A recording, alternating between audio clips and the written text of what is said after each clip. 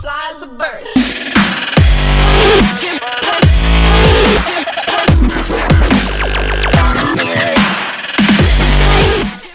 Hey guys, so it's Friday night. I just wanted to show you my little secret for reheating things like prepped chicken and rice. I like to heat mine over a stove, obviously wherever possible, because microwave food is pretty gross. But I don't want my chicken to be dried out, and I certainly do not want my rice to be dried out either, but that can happen when you prep your food ahead of time. So my secret is I get water, put it in my Tupperware that I'm going to use, and I basically splash that all over my food. You hear that sizzle? That's perfect. And then you just stir it up. And then the secret afterwards, this is something that I've pretty much done since my first prep when I realized I hated gross microwave food. I put a top over it. And you let it kind of steam everything within the pan.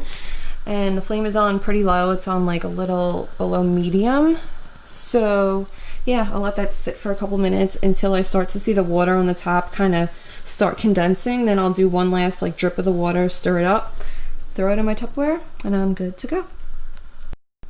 What are you doing? Is this what you do when you want to get food? Be as cute as humanly possible?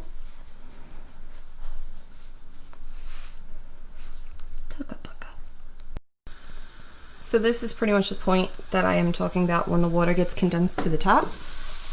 Then you're able to just kind of get those last drips. And I stir mine up with a spatula so I don't scrape my pan, and it's just easier, honestly. I'll let this sit for a couple minutes and I'm good. See, it's nice and like moist. Sorry if you hate that word. It's still in the human dictionary language lexicon, so I can't take it out. Yeah. Bon appetit. Hey guys, so it is Saturday, October 10th. It's pretty late. It's like 3:30 in the afternoon. I had myself quite the morning. Stressful, long, pretty awful, if I must be honest. I got in a pretty massive fight with my mom. Not going to go into details about what it was over because it's irrelevant, but I was really mad. I was really frustrated. And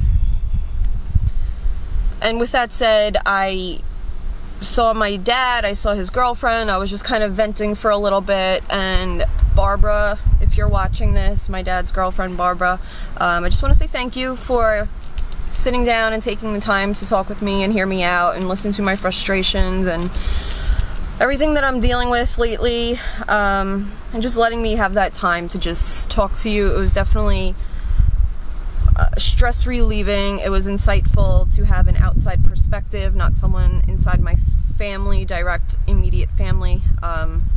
So kind of an unbiased opinion, and you know, she made me think that I'm not crazy and that I'm not nuts and I'm not overreacting towards certain situations that have happened or are happening. So yeah. So with that said, I am on my way to the gym now, finally. Not sure what I'm going to be training yet. I'm just going to kind of feel it out when I get there, because I'm just like mentally done today and I still have like errands to run and stuff. But I'm just gonna make sure I get my ass to the gym and at least get some sort of a workout in. You know, a bad workout is better than no workout at all. And I'm sure that once I get there, I'll be able to get into the groove of it a little bit more. I have a cute outfit on today, so that always helps a little bit. Yeah, so I'll see you guys at the gym.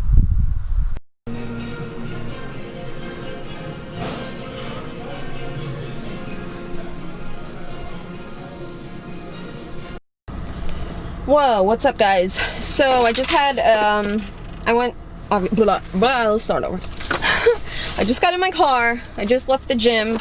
I'm gonna make my protein shake right now in the car. I gotta run a couple errands. I walked in the gym and there were signs everywhere all of a sudden saying that no filming is allowed. If we catch you filming, we'll be asking you to leave. blah blah blah. So I didn't want to take the chances and film anyway, even on my phone or a workout, because I really just wanted to work out. It's more important than recording. Assuming this has to do with like COVID and, you know, people recording themselves not wearing masks possibly, so the gym is probably just taking precautionary measures and just saying with the recording for now. So it kind of sucks, especially since I just started doing this vlogging thing and I really wanted to get some workouts for you guys and share, you know, everything that I'm doing in the gym. But right now, due to COVID, that is not possible. So yeah, but I did wind up having a very awesome, amazing workout. I had an incredible glute pump. I did glutes / hamstrings today. I took some high volume on the way to the gym, 2 scoops of high volume, 1 scoop of creatine. So my pump was like insane. I was standing there before I left with like my backpack on my shoulder and it was like resting on my upper glute and my like it was just like shaking the bag. It was hilarious, but I couldn't record it.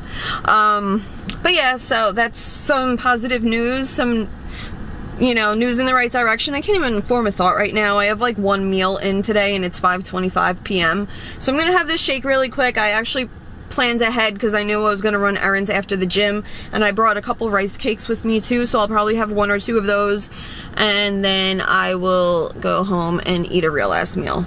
But yeah, I just wanted to check in and say that I had an awesome workout, probably the best workout I've had since I got back in the gym, so that's definitely motivational and a great push in the right direction for me, because if you guys watch my last video or maybe even some of my Instagram posts, I've been saying that I haven't been getting the best workouts in the gym. Obviously, working out is better than not working out, so I'll go, and even if I have a shittier workout, at least I feel like at least I went, you know. But to be competitive in bodybuilding, in the bikini bodybuilding sport, you can't just go and have lackluster workouts. Every workout needs to count. Every workout needs to improve your body. You know, if you're fucking in there and you're not giving it your all and you're not like kicking your own ass, it's not even worth it. Like, so I've been kind of sucky previously, but I hope today is a push in the right direction. And I wanted to go in there. I didn't know exactly what workout I was going to do when I went because of, you know, the clip previous. I was just having a shitty day. So I'm happy that I went in there and decided to really do glutes, because that's not the workout I enjoy the most. If I have to be totally honest, working legs and glutes and hamstrings is not my favorite days of the week. I try and hit it twice a week, sometimes 3, because this is the sport. But yeah, so today was good. I keep saying that. I'm just, you know, ranting at this point. Yeah, so tomorrow I'll be heading back. Tomorrow will be shoulder day, and then we'll hopefully be rocking and rolling throughout the week.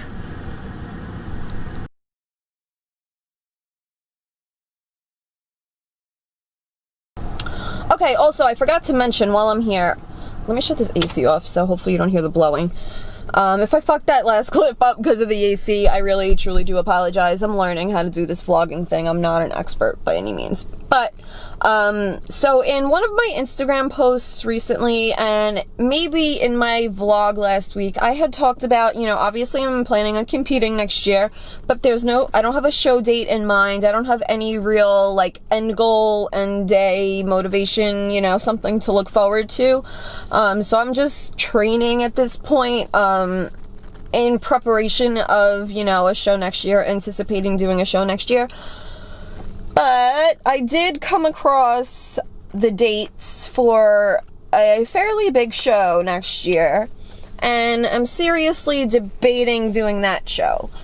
It's in March. I'll give y'all a little hint. You may be able to figure out what show that is, but that may be a great opportunity for any competitor to just get themselves out there, and, you know, maybe if I show up like the best I've ever looked, who knows where that could take my career. So I'm not going to say anything yet because I haven't decided 100% if I want to do it yet. Registration isn't even open yet, but I was kind of just looking around at scheduling online yesterday and just seeing if there's any shows out there that I could possibly maybe like shoot for. Realistically, I wanted to give myself like a 4 to 6 month off season. My earring keeps falling out. I lost it again. I wanted to give myself like a 4 to 6 month off season to really just grow as much as I can. But after a workout like today, and I know I'm like, obviously I had a pump, but like looking at my physique, I'm kind of like, you know what? I'm not that far off from like stage ready. If I like taper it in a bit and like just build a little, like I'm not that far off. And the last thing I want to do is gain 15, 20 pounds that I'm gonna have to lose anyway to get to stage lean. Like, there's no way I'm gaining 10 pounds of muscle in 6 months. I'd be lucky if I gained like 2 pounds of muscle in 6 months. So, like lean, hard muscle that's gonna show on your body. So, at this point, I'm kind of like, and I'm looking at last year's lineup and last year's top 5 and last year's winners, and I know every year is different. You can't really judge the winners from the previous year based on, you know, the next year and anticipate a similar body weight. It doesn't work like that, especially in bikini, because it really just depends who shows up that day and who the competition is. There can be like an unknown fucking superstar out there. I like to think of myself as that person, but you never know, like I said. So I mean, the only way to win it is to be in it, like the lottery. So maybe I will do this show next year. So yeah, I don't want to say too much yet. If I make any solid decisions, I will definitely let everyone know. But I just wanted to say right now that I do have a possible show in mind. And this show is actually where I first realistically started my fitness journey. I had attended this in 2014.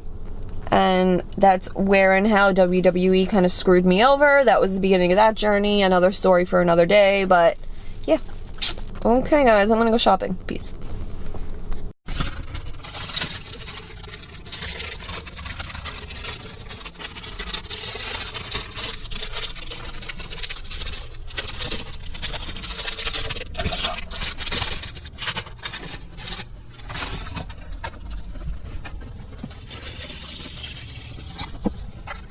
Not too much water when you're doing a protein shake, especially with no milk or anything like that, because I don't want to be drinking like copious amounts of water with this protein. It's just better when it's a little thicker and not so much to have to absorb immediately. You know, the more water, the longer it's going to take you to drink and get that protein in your muscles.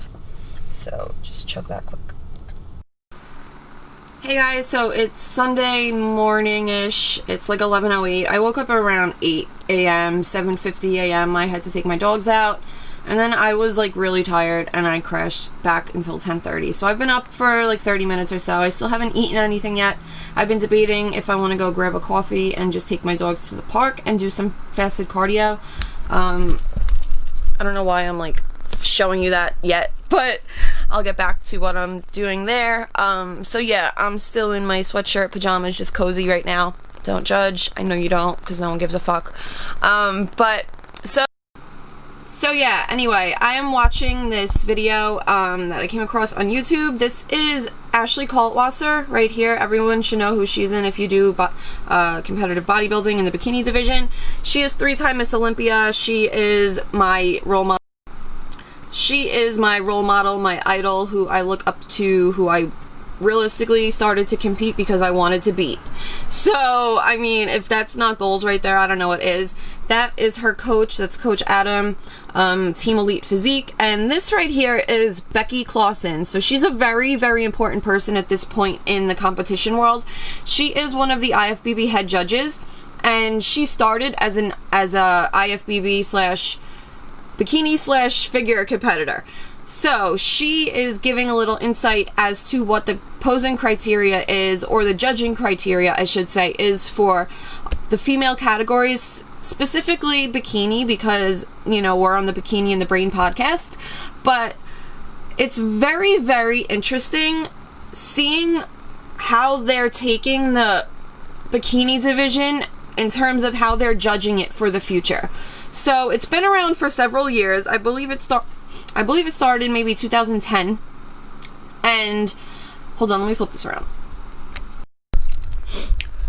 I believe it started in 2010, and in the beginning, if you look at the winners who were winning the bikini shows, it was a much, much softer physique. It was basically like a beauty pageant. It was basically like the prettiest girl, or, you know, the most, like, the it girl, whoever, like, you know, you could tell an it girl. You could tell, like, she's it. She's a star. She's a girl. She's the girl. Like, so those were the girls who were winning the shows. And as the category kind of progressed and evolved a little bit, but everyone in bodybuilding always says, you know, it's you versus you. I'm always in competition with myself. I'm just trying to bring a better physique, a better me, a better version of my last package to the stage. So with that, you're going to get more muscular, you're going to get harder, you're going to be shredded, you know, you're going, and you evolve past what they're actually looking for in the division.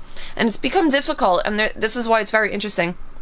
It's become difficult from a judging perspective, because if everyone shows up to this show super shredded and big and juicy muscles and hard for the bikini division, which Becky says, quote, is supposed to be their gateway division, that's all that those judges have to judge by. So obviously the girl that's going to win that show is going to be hard and big and shredded, because that's everyone who showed up that day was big and shredded.